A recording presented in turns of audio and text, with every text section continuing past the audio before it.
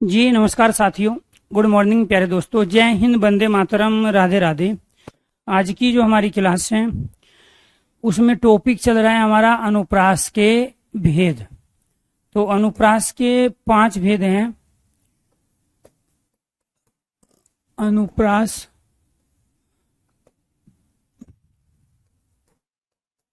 अनुप्रास अलंकार के भेद वो होते हैं 5। 3 भेद इसमें हम पढ़ चुके हैं। आज चौथा भेद हमें इसमें कंप्लीट करना है और वो है श्रुत्यानुप्रास। श्रुत्यानुप्रास की कंडीशन वर्णों की वह आवृत्ति, वर्णों की वह आवृत्ति जो कानों को प्रिय या मधुर लगे, उसको क्या कहते हैं हम? श्रुत्यानुप्रास। दूसरा, जहां एक ही उच्चारण स्थान, जहां एक ही उच्चारण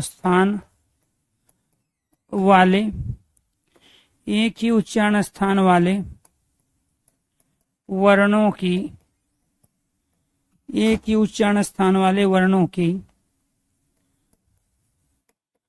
आवर्ती हो तो वो भी क्या कहलाता है? हमारा श्रुत्यानुप्रास। जैसे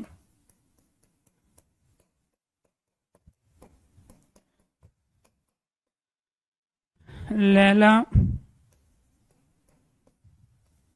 तुझे लूट लेगी, लैला तुझे लूट लेगी,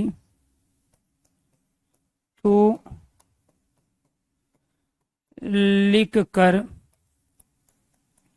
ले ले। तो ये क्या कहलाया आपका? श्रुत्यानुप्रास। पके पेड़ पर पका पपीता, ये भी क्या कहलाया? श्रुत्यानुप्रास। खिड़की के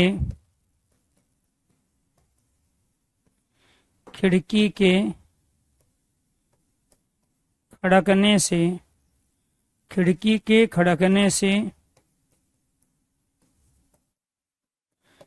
खड़कता है, खिड़की के खड़कने से खड़कता है, खड़कता है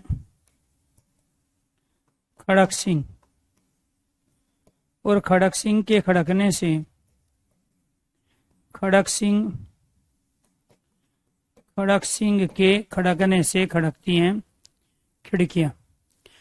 तो प्यारे दोस्तों, आपको ध्यान रखना है, वर्णों की आवर्ती वृत्यानुप्रास में भी होती है, लेकिन वहां एक ही उच्चारण स्थान वाले वर्ण नहीं होते हैं।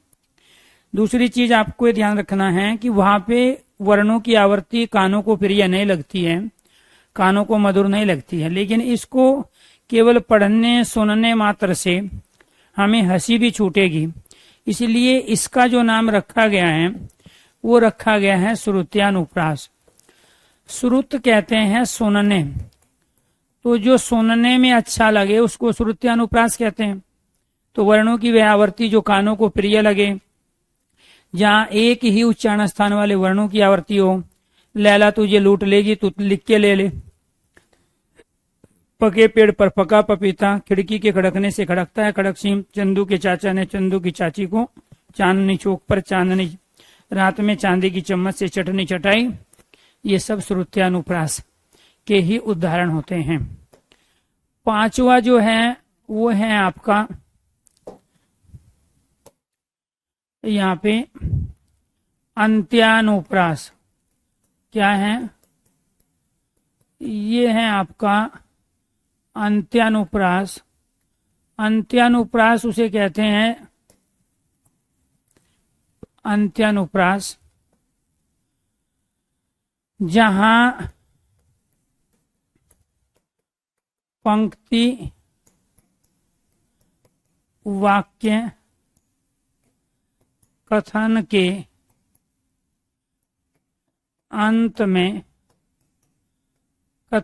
अंत में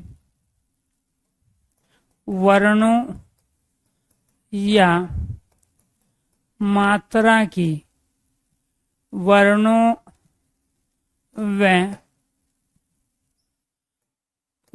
व मात्रा की आवर्ती हो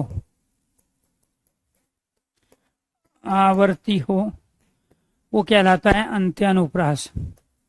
दूसरा, जहां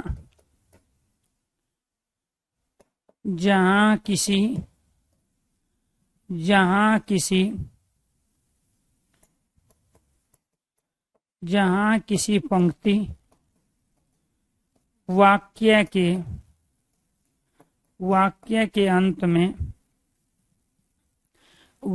के अंत में समान मात्रा व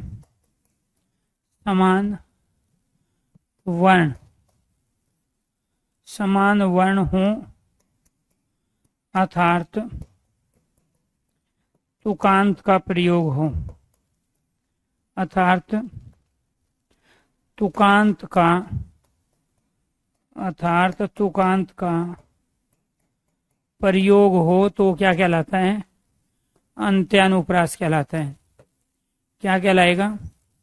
अंत्यानुप्रास। जैसे लगा दी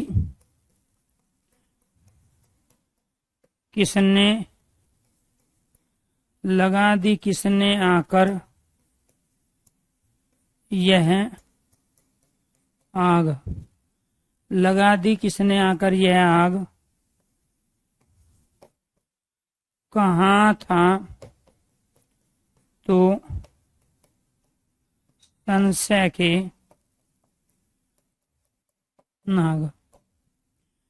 प्यारे दोस्तों, आपको ध्यान रखना है, यहाँ समान वर्ण गए हैं, इसमें भी समान वर्ण गए हैं, और जो समान मात्रा है वो मात्रा यहाँ भी आ की है और यहाँ भी आ की है। तो जहाँ समान मात्रा व समान वर्ण हो, जैसे आग और नाग, मछली जल की रानी है और जीवन उसका पानी है।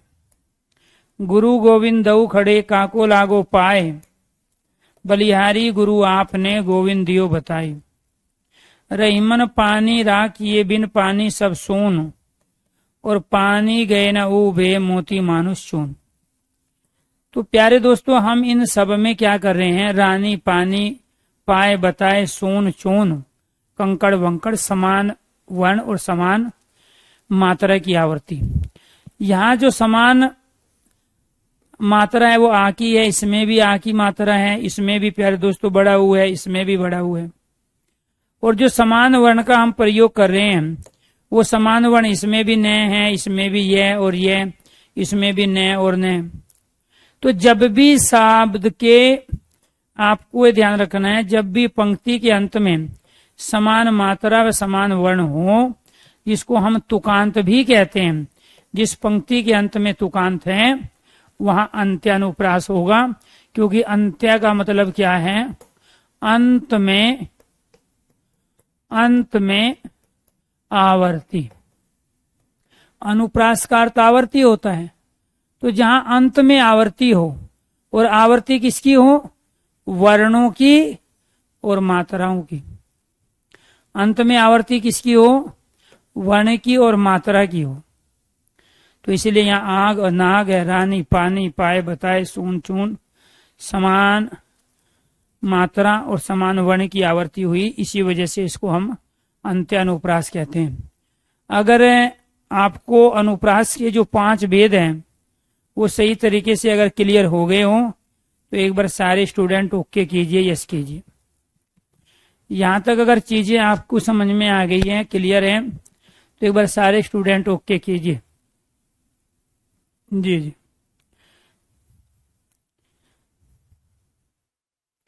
जी जी, वेरी गुड। एक ही पंक्ति में जरूरी नहीं है एक ही अलंकार हो, एक से ज्यादा भी अलंकार हो सकते हैं। जैसे नभ में तारे हैं, तेते तुम तारे हो, वहां पे तारे तारे शब्द 2 बार आया, यमक अलंकार है, लेकिन तय वर्ण की आवर्ती है तो अनुप्रास भी है। तो ये जरूरी नहीं है कि एक पंक्ति में केवल एक ही अलंकार हो, एक पंक्ति में दो से ज्यादा अलंकार भी हो सकते हैं, ये आपको ध्यान रखना है। क्लियर? तो उम्मीद करता हूं कि आपको सबको ये क्लियर हो गए होंगे। Thank you thank you. आगे बढ़ो। इसके बाद जो यहाँ पे हमें अलंकार पढ़ना है दूसरा, वो है शब्दालंकार का ही दूसरा भेद, यमक अलंकार। क्या है? यमक अलंकार। पहला प्रश्न बनता है कि यमक का शाब्दिक अर्थ हिंदी में जोड़ा होता है और वैसे संस्कृत में हम इसको युग्मक कहते हैं। इसके बाद यहाँ पे कंडीशन ये बनती है यमक अलंकार की, जहां सम संख्या 2 4 6 2 4 6 के क्रम में शब्द 2 4 6 के क्रम में शब्द आवर्ती करे, शब्द भिन्न भिन्न अर्थ में भिन्न भिन्न अर्थ में 2 4 6 के क्रम में शब्द भिन्न भिन्न अर्थ में आवर्ती करे तो वो क्या कहलाता है? वो कहलाता है यमक अलंकार। दूसरा क्या है?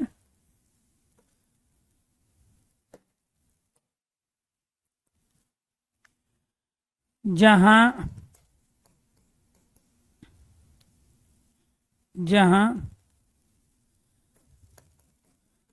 शब्द के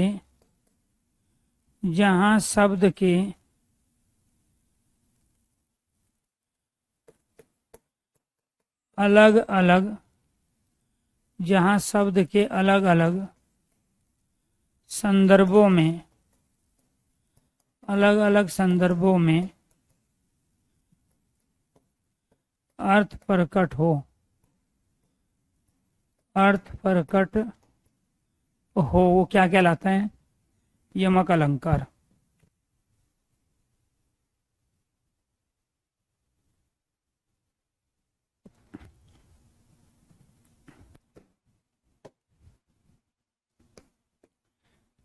तीसरा, जहां शब्द युग्मक अर्थात जोड़े के रूप में उपस्थित हो, वो भी क्या कहलाता है? यमक अलंकार। जैसे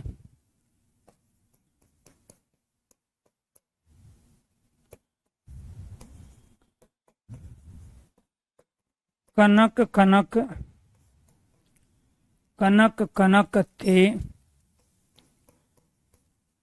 कनक कनक थे सोगुनी, कनक कनक थे सोगुनी, मादकता अधिकाय, कनक कनक ते सोगुनी मादकता अधिकाय,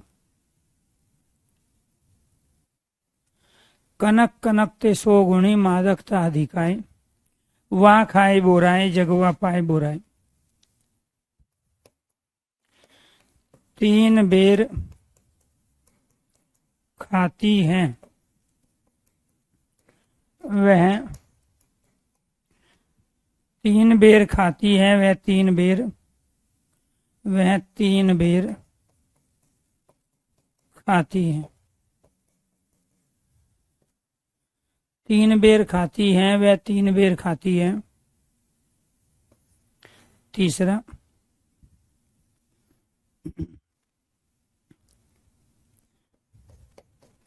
जैसे नभ में तारे हैं तेते तुम तारे हो।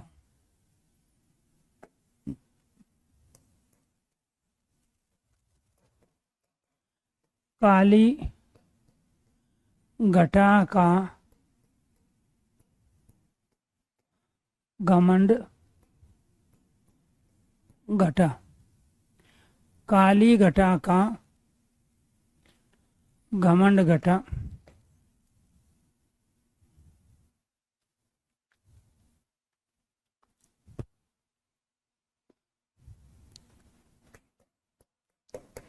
सजना है मुझे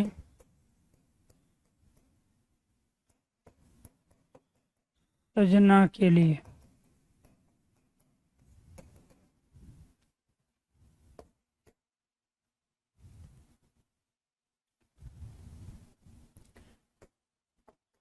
में पानी पानी हो गई। ये सारे के सारे क्या हैं? यमक अलंकार के उदाहरण। क्यों? क्योंकि यमक अपभ्रंश भाषा का शब्द है और हिंदी में इस यमक का अर्थ जोड़ा होता है और संस्कृत में इस यमक का अर्थ युग्मक होता है। जहां कोई शब्द जोड़े के रूप में प्रकट हो अर्थात शब्द युग्मक जोड़े के रूप में आए, जैसे यहाँ कनक कनक जो है ये जोड़े के रूप में आया, युग्मक के रूप में आया और दोनों बार इसके अर्थ अलग अलग है। पहले कनक का अर्थ सोना है तो दूसरे का धतूरा है। अब आपको कैसे पता चलेगा दोनों का अर्थ अलग है?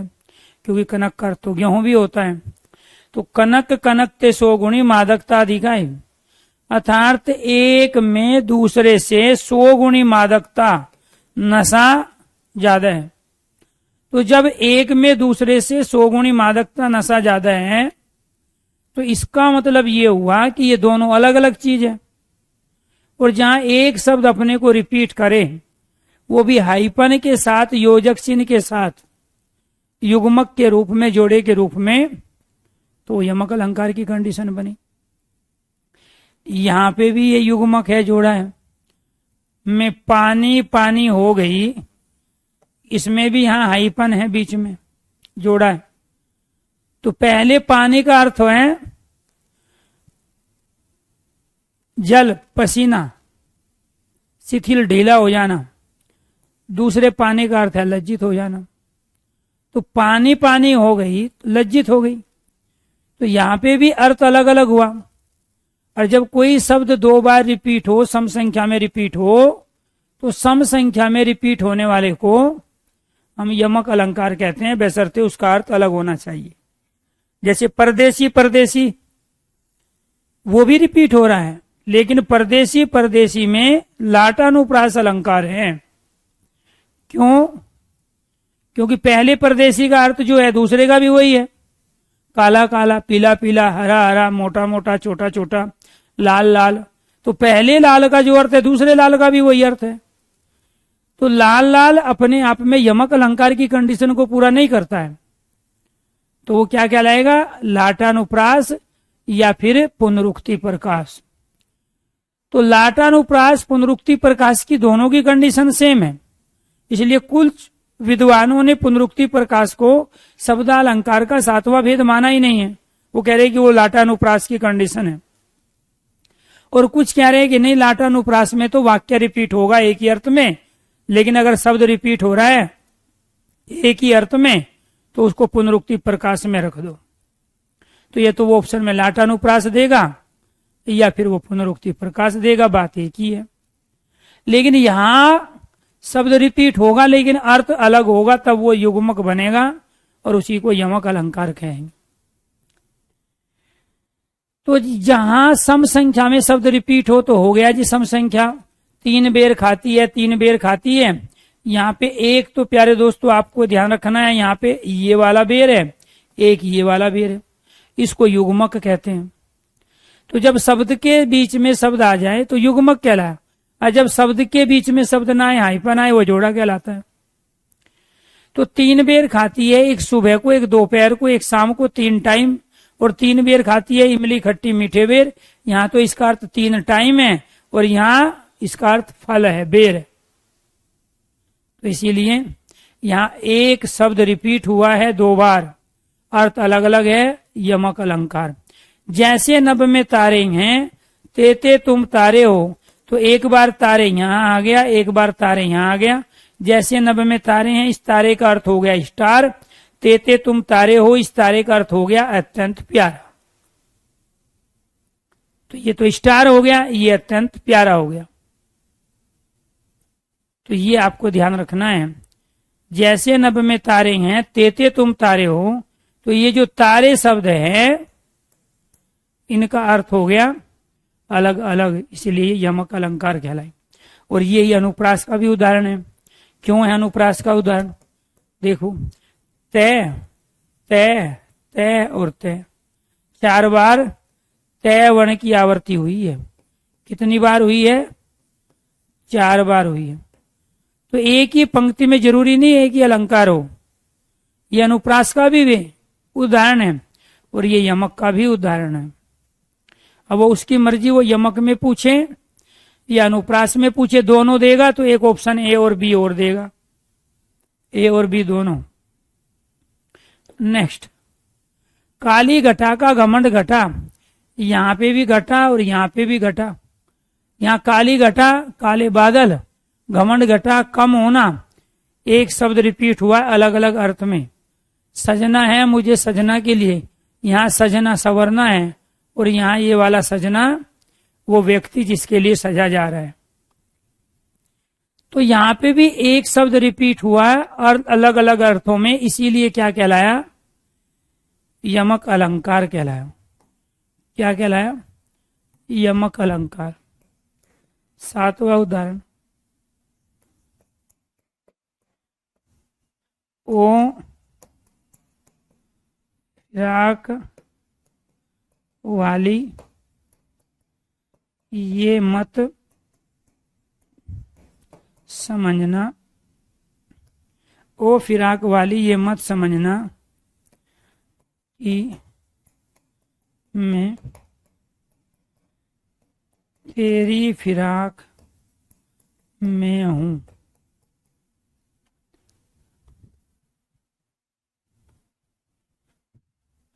मैं उसकी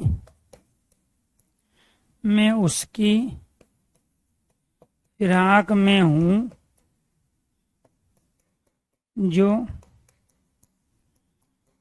तेरी फिराक में है। मैं उसकी फिराक में हूं जो तेरी फिराक में है। ओ फिराक वाली ये मत समझना कि मैं तेरी फिराक में हूं, मैं उसकी फिराक में हूं जो तेरी फिराक में। फिराक शब्द 1 बार आया, 2 बार आया, 3 बार आया, 4 बार आया। तो आपको ये ध्यान रखना है कि जहां 1 बार या 4 बार कोई शब्द आए वो सम संख्या है, और जब जब शब्द सम संख्या में रिपीट होगा और भिन्न भिन्न अर्थ देगा तो वो यमक अलंकार कहलाएगा। ओ फिराक वाली, यहां फिराक वस्त्र को कह रहे हैं जो लड़कियां पहनती हैं। तो ओ फिराक वाली यहां फिराक वस्त्र है। ये मत समझना कि मैं तेरी फिराक में हूं, अर्थात मैं तेरी तलाश में हूं। मैं उसकी फिराक में हूं, मैं उसकी खोज में हूं जो तेरी फिराक में है, जो तुझे पाना चाह रहा है। एक शब्द को 4 बार रिपीट किया गया। 4 सम संख्या है। जब सम संख्या में शब्द रिपीट होगा तो अलग अलग अर्थ देगा। जहां शब्द अलग अलग अर्थ देगा वो यमक अलंकार कहलाएगा। आदमी हूं, आदमी से प्यार करता हूं। क्लियर बात समझ में आई? तो आदमी हूं, आदमी से प्यार करता हूं, ये आपको ध्यान रखना है। क्या है? यमक अलंकार का उदाहरण है। क्यों? शब्द रिपीट हुआ अलग अलग अर्थों में, और जहां भी शब्द रिपीट होगा 2 बार, 4 बार, 6 बार तो नहीं करेगा। 6 बार करेगा तो 6 पंक्ति देनी पड़ेगी। यहां से लेके यहां तक पूरा एक ही पैराग्राफ देना पड़ेगा। पैराग्राफ दे के, पद्यांश दे के, पूरी कविता दे के अलंकार नहीं पूछा जाता। अलंकार 1 या 2 पंक्ति दे के ही पूछा जाता है। और आपको उन पर ये तमाम कंडीशन अप्लाई कर देनी है। इनमें से कोई एक चीज याद रखनी है। जहां शब्द युग्मक जोड़े के रूप में उपस्थित हो, जहां शब्द अलग अलग संदर्भों में अर्थ प्रकट करे, जहां सम संख्या 2, 4, 6 के क्रम में शब्द भिन्न भिन्न अर्थ में आवर्ती करे, तो क्या कहलाता है? यमक अलंकार कहलाता है। अगर यमक अलंकार समझ में आ गया हो, एक बार सारे स्टूडेंट ओके कीजिए, यस कीजिए। इसके बाद तीसरा जो अलंकार है हमारा, वो है श्लेष अलंकार। वो क्या है? श्लेष अलंकार। श्लेष का शाब्दिक अर्थ होता है चिपकना। श्लेष का शाब्दिक अर्थ क्या है? चिपकना है। जहां शब्द जहां शब्द विषम, जहां शब्द विषम संख्या में, जहां शब्द विषम संख्या में 1, 3, 5, जहां शब्द विषम संख्या में 1, 3,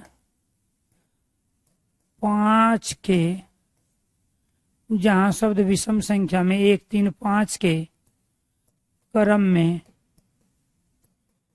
1, 3, 5 के क्रम में आवर्ती करे, आवर्ती करे।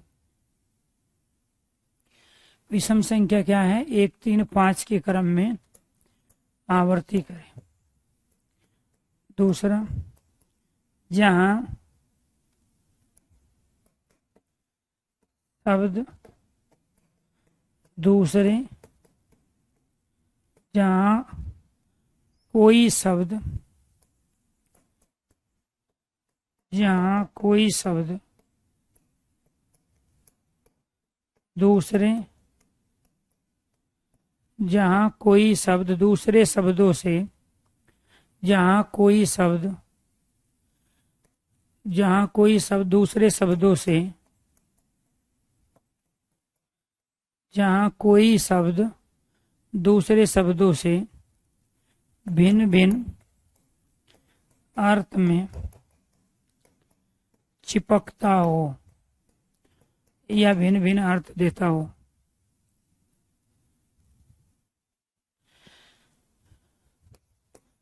जहां एक शब्द के, जहां एक शब्द के, जहां एक शब्द के अनेक, जहां एक शब्द के अनेक अर्थ हो, जहां एक शब्द के अनेक अर्थ हो, वो क्या कहलाता है? श्लेष अलंकार। जैसे सुबरन को ढूंढत फिरत कवि व्याभिचारी चोर। सुबरन को ढूंढत फिरत कवि व्याभिचारी चोर।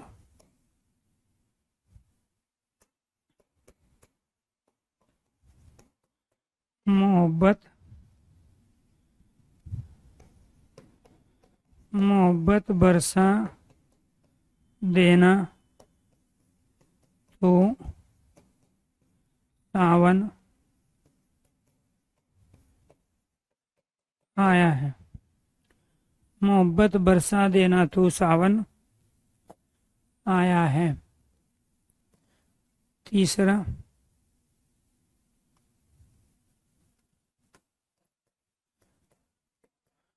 रहीमन पानी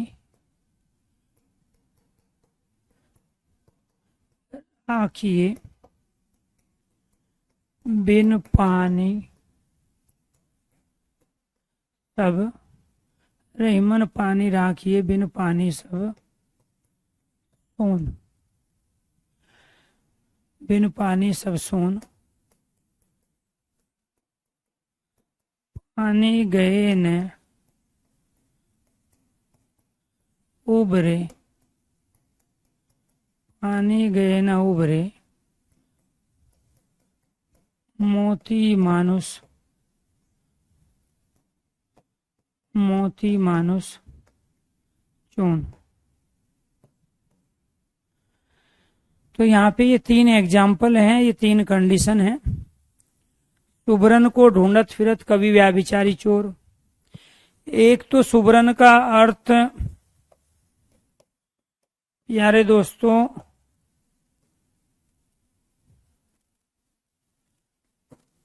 एक तो सुबरन का अर्थ होता है सुंदर वर्ण। एक सुबरन का अर्थ होता है सुंदर स्त्री और एक सुबरन का अर्थ होता है सोना। तो सुंदर वर्ण किसे चाहिए? कवि को अपनी रचना के लिए। कवि को अपनी रचना के लिए, अपनी कविता के लिए सुंदर वर्ण चाहिए। तो एक तो सुबरन का अर्थ कवि के संदर्भ में सुंदर वर्ण हो गया। दूसरा, व्याभिचारी को क्या चाहिए? सुंदर स्त्री चाहिए। व्याभिचारी के संदर्भ में सुबरन का अर्थ सुंदर स्त्री हो गया। और चोर को क्या चाहिए? सोना। तो यहाँ सुबरन शब्द 3 अलग अलग शब्दों के साथ चिपका हुआ है, कवि के, व्याभिचारी के और चोर के। क्योंकि सुबरन को कौन ढूंढ रहा है? ये कह रहा है ना, सुबरन को ढूंढत फिरत कवि व्याभिचारी चोर। तो सुबरन को कवि, व्याभिचारी और चोर ढूंढ रहा है। और सुबरन के 3 अर्थ हो गए, सुंदर वर्ण, सुंदर स्त्री और सोना। जहां शब्द विषम संख्या 1 में रिपीट हो, ये 1 बार आया है, और के क्रम में आवर्ती करे और भिन्न भिन्न अर्थ में हो। जहां कोई शब्द दूसरे शब्दों से भिन्न भिन्न अर्थ में चिपकता हो, एक शब्द दूसरे शब्दों से भिन्न भिन्न अर्थ दे के चिपक रहा है। जहां एक शब्द के अनेक अर्थ हो, यहाँ एक शब्द के अनेक अर्थ है, सुंदर स्त्री, सोना और सुंदर वर्ण। क्लियर? मोहब्बत बरसा देना तू सावन आया है। तो यहाँ जो ये सावन है, एक तो सावन का महीना हो गया, ये जो सावन है ये सावन का महीना हुआ।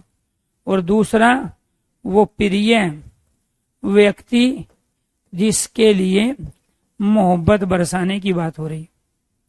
एक शब्द और एक शब्द के अलग अलग अर्थ। तो जहां एक शब्द हो और उसके अलग अलग अर्थ हो, तो वो क्या कहलाता है? सलेस अलंकार। एक शब्द अनेक अर्थ। तो यहाँ एक क्या है? एक यहाँ विषम संख्या है। जब शब्द 1 बार आए, 3 बार आए, 5 बार आए, आंखें बंद, सलेस अलंकार, अर्थ अलग अलग देगा ही। क्लियर? नेक्स्ट, रहीमन पानी राखिए बिन पानी सब सोन। पानी गए न उभरे मोती मानुष चून। यहाँ पर 1 बार पानी यहाँ है, 1 बार यहाँ है, 1 बार यहाँ है। ये 1, ये 2 और ये 3। 3 है विषम संख्या। जब कोई शब्द विषम संख्या 3 बार रिपीट हो, सलेस अलंकार। सलेस का शाब्दिक अर्थ चिपकना है।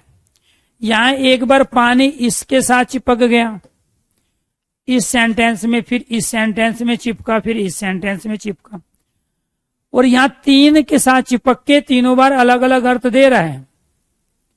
रहीमन पानी राखिए, तो यहां मोती के संदर्भ में पानी का अर्थ चमक है, मनुष्य के संदर्भ में इज्जत सम्मान है, और चून के संदर्भ में पानी का अर्थ जल है।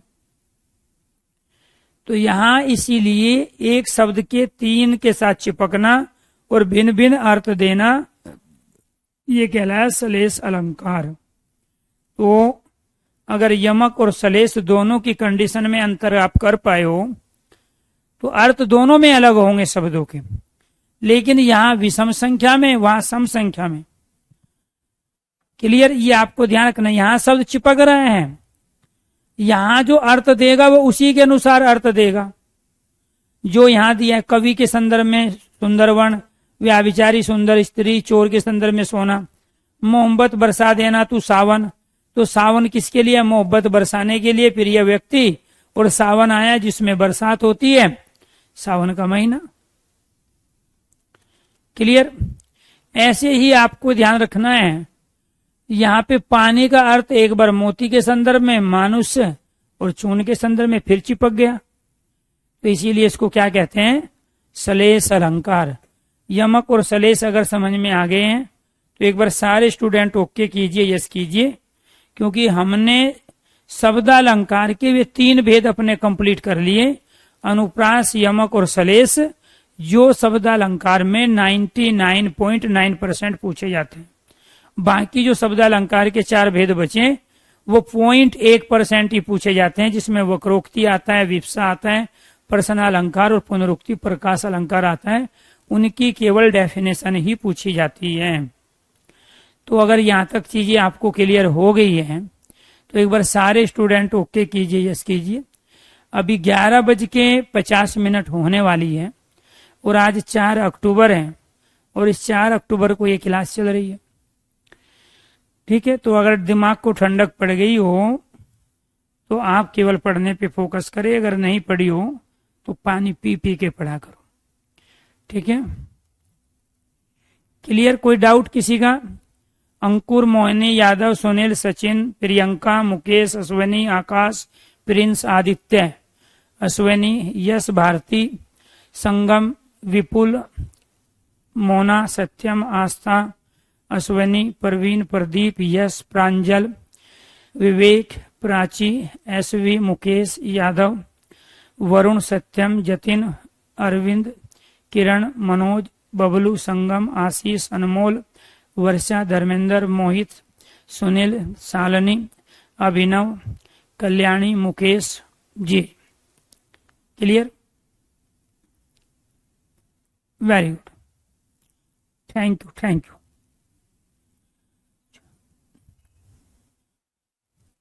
और कोई दिक्कत किसी को?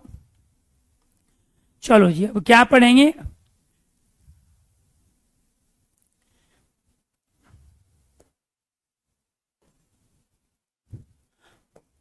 फोर्थ, वक्रोक्ति अलंकार। क्या है? वक्रोक्ति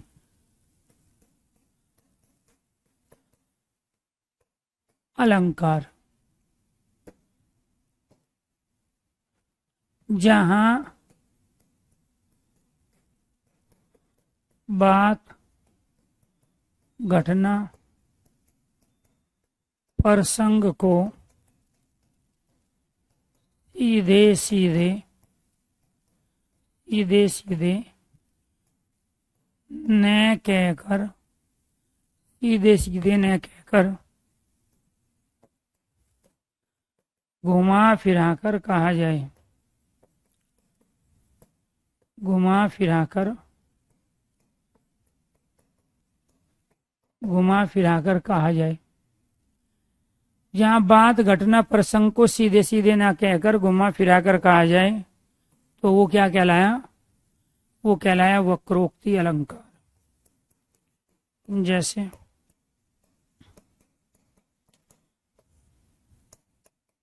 महाराणा प्रताप,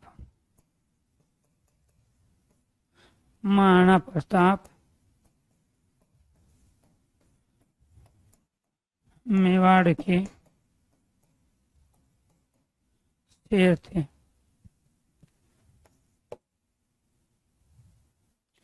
महाराणा प्रताप मेवाड़ के शेर थे। सरदार पटेल को भारत का लौह पुरुष कहा जाता है।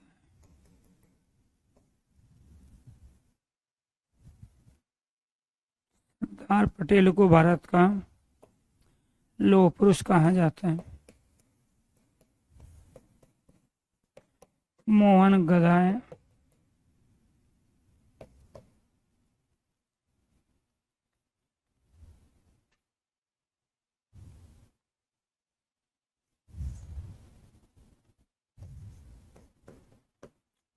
पांच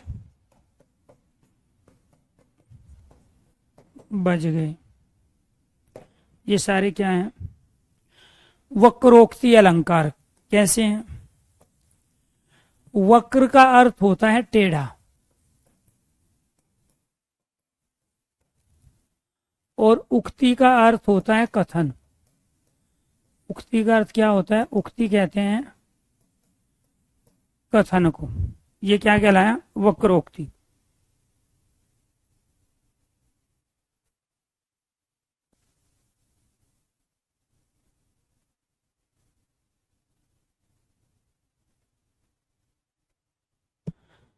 तो वक्र का अर्थ टेढ़ा है, उक्ति का अर्थ है कथन।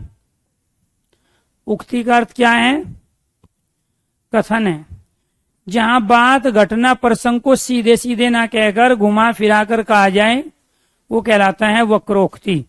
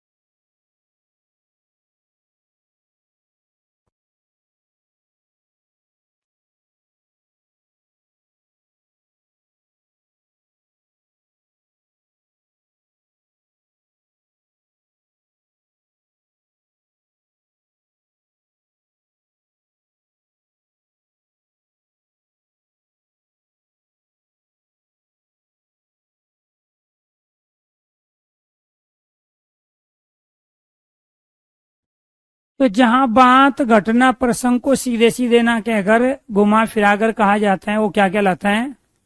वक्रोक्ति। महाराणा प्रताप मेवाड़ के शेर थे। अब शेर तो मांसाहारी है, जंगल में रहता है और पशु भी कहलाता है, लेकिन महाराणा प्रताप न तो पशु थे न मांसाहारी थे, तो इसीलिए महाराणा प्रताप को शेर जानवर के परिप्रेक्ष्य में नहीं कहा गया, बल्कि साहसी व्यक्ति के परिप्रेक्ष्य में कहा गया। किसमें कहा गया? साहसी व्यक्ति के परिप्रेक्ष्य में। सरदार पटेल भारत के लौह पुरुष थे, तो ये जो लौह पुरुष कहा गया, ये हमारी और आपकी जैसी चमड़ी और दमड़ी के आदमी थे।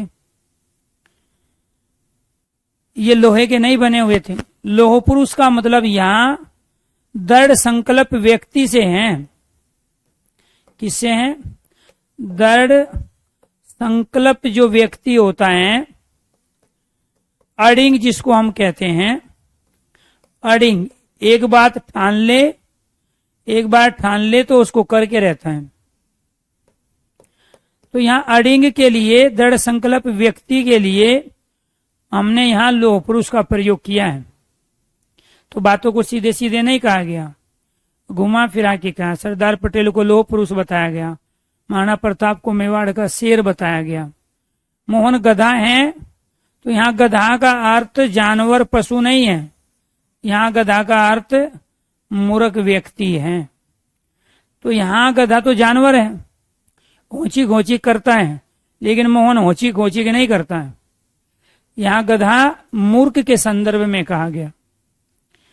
5 बज गए। अब ये 5 बज गए, एक प्रिंसिपल के लिए चपरासी को ऑर्डर हो सकता है छुट्टी कर दो, 5 बज गए, ऑफिस का टाइम खत्म। किसान खेत में जो काम कर रहा है उसका काम कंप्लीट, घर चलने का समय हो गया। एक गडरिया पशु चरा रहा है, दूसरे गडरिया को बोल रहा है 5 बज गए, इसका मतलब पशुओं को लेके गांव में चलने का समय हो गया। अब ये 5 बज गए, ये किस लिए 5 बजे? अलग अलग व्यक्तियों के लिए इसका मतलब अलग अलग है। ऑफिस बंद करना, काम को खत्म करना, घर चलना, गांव में आना, अंधेरा हो गया दिया जलाना, एनीथिंग। तो इसीलिए यहाँ 5 बज गए का संदर्भ किसके लिए किया गया, ये उसी भाव में कहा जाएगा जिस एटमॉस्फेयर में इस बात को रखा गया। तो जहां बात घटना प्रसंग को सीधे सीधे ना कहकर घुमा फिरा के कहा जाता है, वो क्या कहलाते हैं? वक्रोक्ति अलंकार कहलाते हैं। बाकी जो 3 भेद बच गए वो करेंगे कल वाली क्लास में। आज के लिए इतना ही। सभी